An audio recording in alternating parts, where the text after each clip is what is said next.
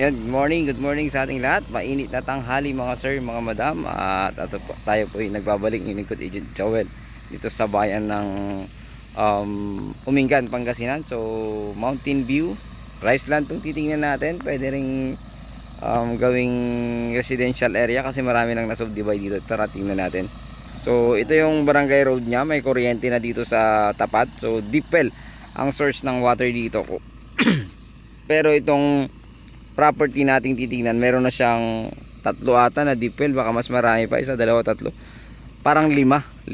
Pero tingnan natin sa drone, makikita yun, nakita naman, napaliparan ko. So ito yung kanyang gagawing right of way ng seller natin. Ito yung itong buo na to, tatatabunan niya to, patatabunan niya, magiging parking area na ito dito yung may-ari, pero sa kanya po ito. Pero yung lupa kasi yan, yung may tanim na yan. Pero mula dito, itong buo na to, patatabunan niya to hanggang doon sa kalsada na yan. So patatabunan ng seller natin para mabenta lang yung kanyang property. At the same time, maglalagay siya ng 4 meters dito, 3 to 4 meters diretso hanggang doon sa may buko. Ayan, hanggang sa buko na yan, diretso yan, kasi hanggang doon po yung property, diretso pa kasi may property din siya dyan para magamit din po niya. So ulitin ko, sa seller po yung tabon tsaka yung daan sa kanya po, tapos yan ipapagawa niya yan parking area na daw. So ito na yung property mga sir, dito naman mag-i-start yung property natin. So diretso siya, ayan, parang rectangle siya pahaba, tapos may daan pa doon sa likod, pero ano lang yun, parang daanan lang ng mga tao. So hindi natin sigurado kung ano. So diretso yan hanggang doon, mamarkahan ko lang ng drone. Meron pong kwan doon. So medyo mainit na po kasi nasa 11:30 na. So mainit, so hindi na natin pupuntahan. So marami siyang dipel, nakita ko 1, 2, 3, 4, parang 5, baka 6 pa nga to. So marami siyang dipel mga sir, kaya tuloy-tuloy yung saka nila dito ng doon sa malapit sa dipel. So dyan sa part na yan, kakaani lang. So hindi magkakaiba kasi yung nagsasaka, pero nakausap na lahat yan ng mga nagsasaka yan, top for sale na to mga sir, mga madam. So ulitin ko, ito ay bayan ng Umingan, Pangasinan. Ayan, Mountain View, 10 hectares ito, 4 na titulo. So buhay naman yung nakapangalan ayon sa ating seller, kaya walang problema. Sagot din niya ang capital gain tax sa 150 pesos per square meter. Tapos may daan ka pa dito, siya mismo ang maglalagay 4 meters wide. So napakalapat ng 4 meters wide mga sir. So parang 2 lane na rin yun. So dito yung umpisa. Ulitin ko, 10 hectares, 150 pesos per square meter, sagot niya capital gain tax. Road right of way, sagot din po niya rito. Yan, tatabunan pa niya para may parking space po kayo mga sir, mga dam. Pwede kang magtayo ng bahay dito, gawin mo siyang alagaan ng kambing, baka, yun, mga ganun. Pwede po. Napakaganda po ito. Pwede mo ring i-subdivide lot yan kung gustong gusto mo mga sir, mga madam. Murang-mura, 150 pesos per square meter. So napakamura po mga sir, mga madam. So ayun, sana magustuhan nyo po dito, bayan ng Umingan, Pangasinan. Pasensya na kung nagmamadali tayo, mainit. Baka maano tayo, anemic naman tayo, pero iba yung init nya. So ayun, muli, maraming salamat. Don't forget to like and share and subscribe sa aking munting channel mo, Chan Joel Lat Vlog. Paki-like na rin po at paki-share ang aking munting video.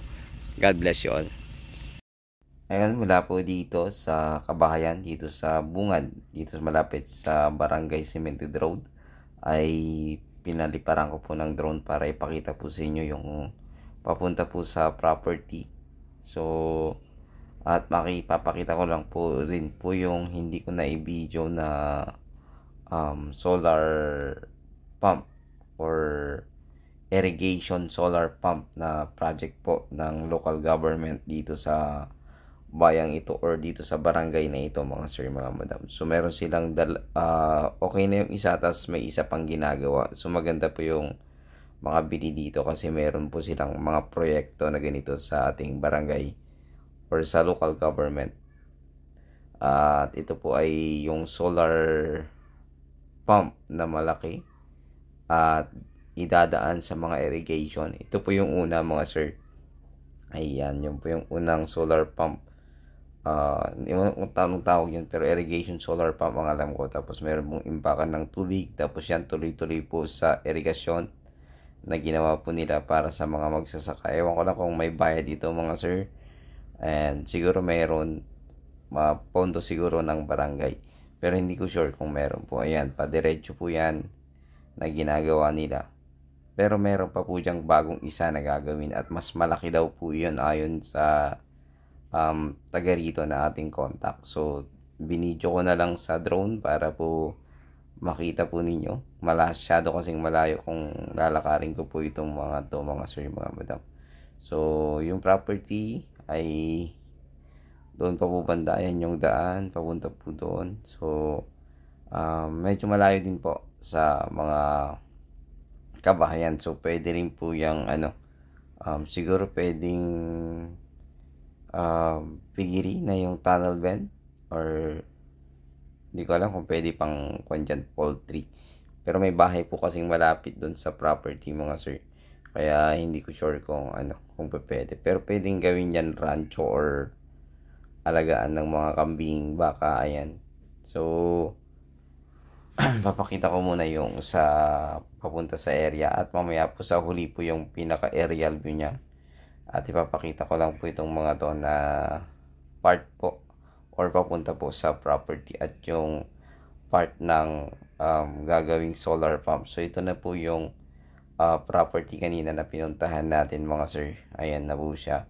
And ulit ko, 10 hectares po yan, 4 na titled, buhay naman ang nakapangalan, 150 pesos per square meter. Sagot po nila yung capital gain tax at agent fee. So ayan po, at babalikan po muna natin yung isang solar pump para po makita po ninyo. Kasi siya medyo mahaba ngayon yung aerial view natin para lang ipakita po sa inyo yung mismong mga magiging source ng tubig sa susunod na panahon at ginagawa na po yun mga sir, mga madam. So ito po yung palabas na daan. Papakita ko lang po, medyo malayo din yan. Siguro at least nasa halos 2 kilometro or baka sobra pa, hindi ko sure. And ayan, daanan natin yung mga daan para po makita ninyo. At the same time, daanan din natin itong ginagawang pangalawang solar pump. Kung makikita nyo sa daan, nakaabang na lahat ng irrigation sa daan mismo. Mayroon ng canal irrigation papunta sa mga po yan, sa mga palay. So yung property natin, malapit din po yung mga yan. Kaya lang siguro hindi kaya ng isang solar pump, kaya magdadagdag po sila. So maganda kasi may kakaroon na ng source ng tubig sa bawat palayan. So ito po yung pangalawang ginagawa. Ongoing po yung pagbaon ng tubo dyan na malaki yung tubo nila, hindi lang di size kundi alam ko basta malaki yung tubo kasi nadaanan ko siya mga sir. So ayan, medyo po, ayan po yung ginagawang kanal po, mga ginawang kanal. Ayan naman yung ginagawa ngayong solar pump na isa pa. Andyan po sa ngayon yung kanila. Pero sa ngayon wala pong gumagawa kasi nga po ay holiday. So ayan, makikita nyo nandyan yung equipment at din same time nasa baba din po yung mga tubo na binabaon po nila. Malalaki po yung tubo kaya malakas yung tubig. So ayan, pabalik tayo dun sa papunta dun sa malapit sa Barangay Road. At the same time malapit din po papuntang Provincial Highway. So ayan, nakikita niyo naman po ay all set na yung mga kanal or irrigation na dadaanan ng tubig. At the same time, hindi siguro kaya nitong isang solar pump or solar irrigation nila dito sa barangay na ito, kaya magdadagdag pa po sila ng isa or talagang dalawa siguro yung nahingi nila na sa ating local government na proyekto dito sa barangay na ito. Magaling po yung kapitan kasi naisip po niya yung ganyang proyekto. So ayun, kung lahat po ng mga barangay natin na may mga rice land, ganito po ang mailagay ng mga local government natin, malaking tulong po sa ating magsasaka. Kasi makakatipid po sila sa mga diesel at gasolina. At the same time, yung mga gumagamit ng kuryente. So yun, palabas po tayo. At the same time, abangan nyo rin po yung ipuputol yung panonood dahil ipapakita ko rin po yung aerial view sa mismong property. So ayan, yan na po yung Barangay Cemented Road at ito po yung pinanggalingan natin kanina. So tara at tingnan din natin yung property sa aerial view niya. So ito po yung kanyang aerial view mga sir. Andito tayo mismo sa property. Ayan po. So kung makikita nyo, ayang green na yan. Yan po yung umpisa ng property. Ayan. So napakaluwang nitong 10 hectares na ito. 4 na titulo. At magandang gawin dito. Marami kasi plat na plat yung area. At the same time, investment. Kasi 150 pesos per square meter.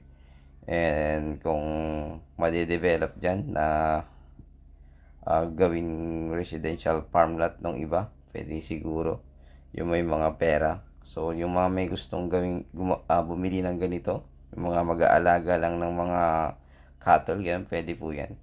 Mga baka or kalabaw, mga kambing, ayan, pwede po sa mga magagaling pong gumawa ng kanilang farm na hindi po maapektuhan ng kabahayan. Kasi sa bagay, konti pa lang naman ang kabahayan dyan. Siguro pa naman ay pwede rin maging kabahayan po yan palang araw. Pero sa ngayon po ay hindi kasi farmland nga po yan mga sir.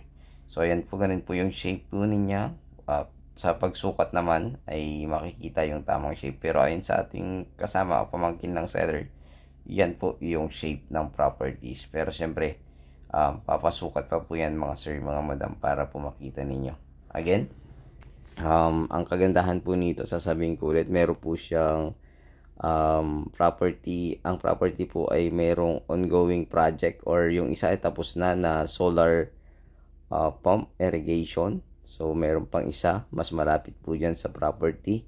At the same time, itong property natin ay may 5 ata o 6 na deep well. Pwede rin yung lagyan yun nung gusto nyo, sarili nyo po yung solar pump or solar panel ay pwede rin po mga sir, mga madam. So ang kagandahan din dito ay wala pong masyadong nilinisan sa property, walang masyadong gastos, kundi talagang transfer lang ang gagastusin ng ating magiging kliyente rito kasi sagot na ng seller yung capital gain tax. So 150 pesos per square meter, bayan po ng Umingan, Pangasinan. So maganda pa po dito, fresh na fresh po ang hangin kasi hindi pa siya polluted. Kasi malayo pa po siya sa kumbaga sa bayan, medyo malayo din po siya mga sir, mga madam. So ayan po yung property natin. Kung makikita ninyo yung straight na yun papunta doon, yung kubo na maliit, ayan. May kubo dyan na maliit. Ayan, dyan po yung boundary ng property. Then, para siyang nag-square or rectangle. So, ganito po yung shape po niya mga sir. Ayan. So, hindi natin nakuhanan yung part sa dulo. So, makikita rin po yan. May mga mountain view po talaga na nakapalibot sa ating property. So, ang kagandahan niyan ay mas madali siyang i-develop kasi flat na flat po yung property natin mga sir. So, sabi nga ng pamangkin baka pwede daw po yan ng piggery, hindi ko lang sure kung pwede papayagan siguro yan kung kung naman po hindi yung kumbaga yung tunnel vent or yung mga naka-aircon na piggery. So ayun, and sana ay magustuhan nga ninyo itong property na ito dito sa bayan ng Umingan, Pangasinan. Pero sa likod naman po ito makikita nyo parang mayroon siyang farm to market road din. Pero daanan lang daw po yan ng mga magsasaka. So hindi pa siya registered yung daan na yan. Kung makikita nyo dito sa likod ng property yung parang daan na yan mga sir. So ayan po. Kung nakikita ninyo yung parang daan dyan. Yan na po daw po yung boundary ng ating property na ina-allot dito sa bayan ng Umingan, Pangasinan. So, ganda niyan. Kung ma-approve din po yan na magiging barangay road is magiging back-to-back road po yung property na yan mga sir, mga madam. So, ayun. At kung maulap dyan sa part ng bundok pero makitang-kita pa rin yung magandang mountain view ng ating property. So, ganito po ang shape din po niya sa likod mga sir. Ayan, ganyan po siya. So, Pero tulad ng sabi ko, masusukat pa rin po yan. Makukuha yung saktong boundary. So ayan po yan ay partial lamang po yung minarkahan ko na boundaries ng property mga sir. So ulitin ko, bayan ito ng Umingan and sukat 10 hectares, 4 titles, and buhay ang nakapangalan at sagot nila capital gain tax and agent fee. So mayroon pong magandang project po ang barangay dyan, solar pump irrigation, napakaganda. Dalawa po yon, yung isa operation na, yung isa ay ginagawa pa lang. So ayun, at muli, ito ang yung Nico Agent Joel. Please like and share and subscribe sa aking munting channel, Mucha and Joel Vlog. So huwag mo yung putulin dahil papakita ko pa po yung mas mababang part ng property mga sir, mga madam. So ayan, kung makikita rin nyo po yung square, yung gagawin po dyan na sinasabi ko kanina na magiging daan at magiging parking area mga sir. So ayun po, yan po yung property natin. Ayan, mas makita nyo po ng mas mababa. So ulitin ko, ay sana magustuhan nyo po yung property na ito, bayan po ng Umingan, Pangasinan. Ayun, salamat po sa lahat. Shout out po sa mga viewers natin na patuloy na sumusuporta sa aking munting channel, Mucha and Joel Vlog. Sa lahat po ng patuloy na tumatangkilik, please like and share and subscribe. Sa mga bago po, please like and share and subscribe din po para malaging tulong po sa ating munting channel, Mucha and Joel Vlog, upang mapanood din po ng iba at at the same time makaipon po tayo ng revenue. Yan po yung boundary mga sir. Yan po yung maliit na kubo. May deep well din po dyan. At the same time makikita nyo may tubig-tubig pa. So ibig sabihin ay maganda rin po ang ng deep well sa lugar na ito. So ayun, sana ay magustuhan nyo po yung property na ito dito sa bayan ng Umingan, Pangasinan. Ay muli, maraming salamat. Ipang lingkod Agent Joel. God bless you all.